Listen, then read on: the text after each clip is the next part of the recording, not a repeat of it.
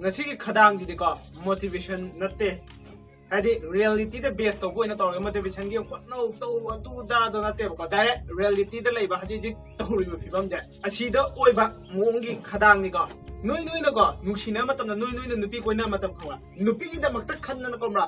ayuk nungdang tumba chaba khang da ga sena da na nangi lai lai su khada da ga nangi lai da ga nangi cha da ga nupi da pi da na khot na shem da na to lai da guys adu to bi ru no ba asem ba ge sing na ge ko adu gum ba ko sung to ru no maram di ko guys nupi du na nang mu nuksi bi bo oi ta ko mra hayeng nangi na nem po oi duri ba nupi du gi mama da makhoi na di kham ba kari hane khang ge ba kham ba aphaba nupa se nisha cha da ba thabuk su ba nu makan ba masak ma to phaja ba mai macha nupi du sena bi ba da khan de ba hadi matam da aseng ba gi ne afaba nupa se kamai to khan ge da ba sien pai ba marum ma thun kyam lai mapa ma pu kyam ling ba mi no na adum doi khale ba isam jam da si khai ge ba nupi ma chel e ba noi le kai da ba adu ta di le kai di mi sing da kai hang ne nupi du masak phaja bra hang na dra nupi gi di masak phaja ba ji da oi focus chale adu ga nupi ba yum lom side da di um kari hang ne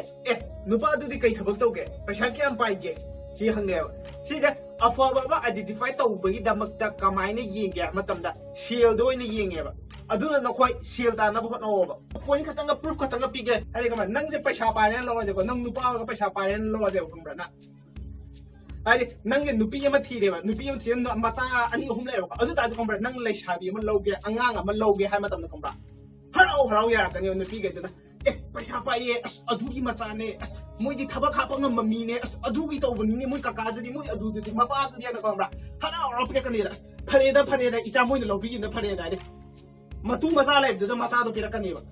adu na bu ne haje paisa pa ba senjau pa ba adu da gi politics to phungda ma ya ma ani ahum lo li je si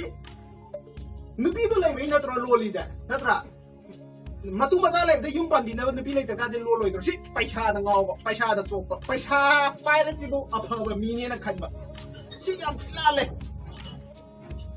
nungai ne hingmin na ba perfect relationship nungai ba relationship hai ja si topic china ko na chat lage ko ama la na ai topic china ti sang ge dare atop dong ko thok ge aduga haziki same way da paisa pa ga di ani uhum lo matam da phare lai kai de gi mama de mapa de phare loi hai ni da na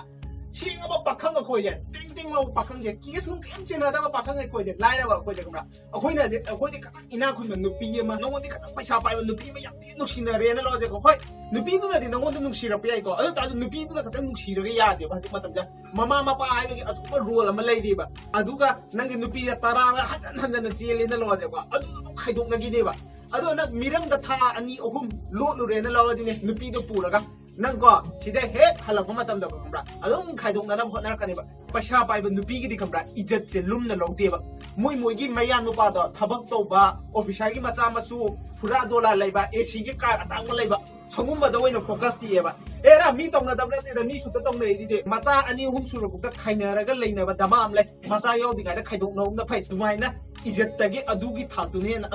wang na khale ba adu ga akoi ngasi gi manipur gi society je manipur gi lamdam je nupi gi ijat ko adu pati wang na thangat pa lamdam ma ne ba adu nupi gi ijat thangkat li je yaning di habne ko cgm de yaning adu nupi gi ijat je ko wang na thangkat na ba honna na ba gi damak nupa gi ijat ti ko humra lekha ta na mangi ba haidi nupa gi ijat ma yam on je ko paisa laga thame dar ko sida ka ni la ko nupi gi ijat je chung wang da ba hot ne ba poi na ma pira ke ba fake khabar de yaw wa lang da gi ba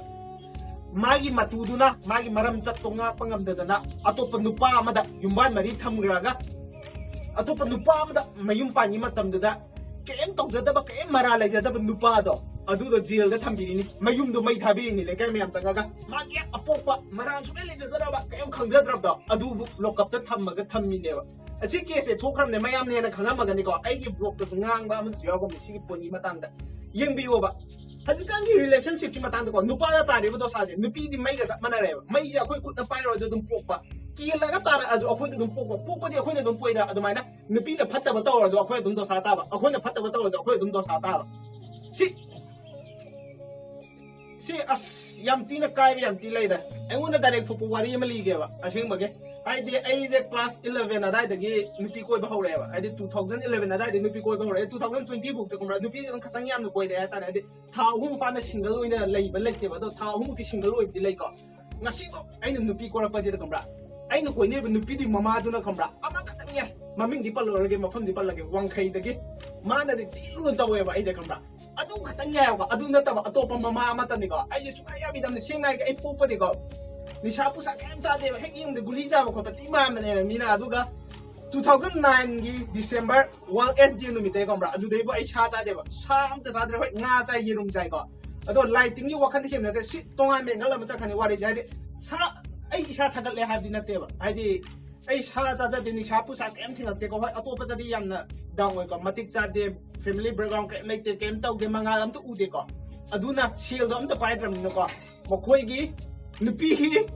mama दुन अमत याद्रे अदो अखोय मानवसिंग लेबा पैसा पाय मर मथु पाइबदो नुपी अनि अहुम अदुम फांगा कोयबको अदुजु दो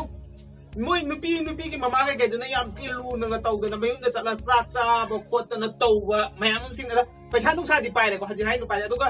चुरुप थप्पा you थप्पा दम निशा का बका बुकचाबा नुपा मयाम नु तिनरेबा मयाम तिनरेनका अदुम मखोयजु दु मखोय कोइने नुपीदुना याम तियाबा फोन गा जे ममाई फोन दा तो गाने ममा अनिता तो पाहलो गाने को अनिता ए सुम ममिंग तौबनि को अनिता को गदम तो सा ता लेबने सिदा इन हाइनि पोइंट जे कमरा आई निशा चादरे आई याम फै मा निशा चारे मा याम फत्रे हाबि पोइंट नते को सिदा इन हाइनि पोइंट आई हाइ टॉपिक तु ने लाक्तो जादे पैसा बु पारे दि कमरा नुपा जे फरे न लोइन खल्लेबा पैसा उ पाइद्राबा नुपा जे फत्रे न लोइ खल्लेबा अदो गाइस सिदा कमरा आइने सि हायना कमरा नखोय कनामता रिलेशनशिप थंगो नुपी कोइगनो फोकनो हाबि नते को नुपी जे कोइगनमने अखोय की पुंसी जे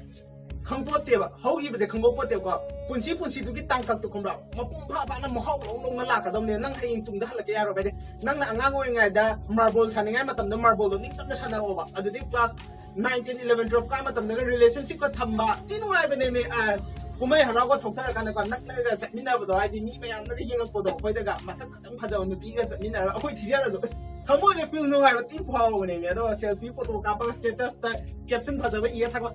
या ये पार्टी कोई का दम ने लांग का दम ने नोई अदुंगो मतम द कोई द ना हयिंग हनु का ना कोई गेरा हयिंग न तु अतोपम ले का ना कोई गेरा कोई रोबा कोई ना नते अदुबो रिलेशनशिप हाइबो पोचे को सिजे मथेना मथमो सिना फोकस थमनो समना हाइदो को बको मोरो मै पदा ते नो मा बिगुमो कोले द को अदुमाइना ते नो मा बिगु ना रिलेशनशिप होयलोबा रिलेशनशिप तु ना नंगी चाक ने ना खल्लगा पुलसी दु पुलप लोइना मक चारगे ना खल्लगा दिको नंग देवदास की मोंग लेनिबा आइना हनिंग जे पॉइंट जे टच तो ngambra relationship to koi gadam ne adubu nangi life ko ba nangi tungi plan gi ba nangi tungi future gi oiba nangi tungi punsi gi khungchat gi oiba posak to adu du na chong na focus pi yo adu relationship tu na nakan namada thammo ai nang teno ma mi do cha ki ta ta puk than na ba sa ga ra ga ne nang kenom to ro do berati ka ro ado guys si de ko nupi loi na ma blame to ni de ko nupi loi na ma hype de ko ma gi lichat sajat che thawai de gi hen na khutum chal la ga ko tham ya si gi ju si ja da no ai lam chat ti ka mo ai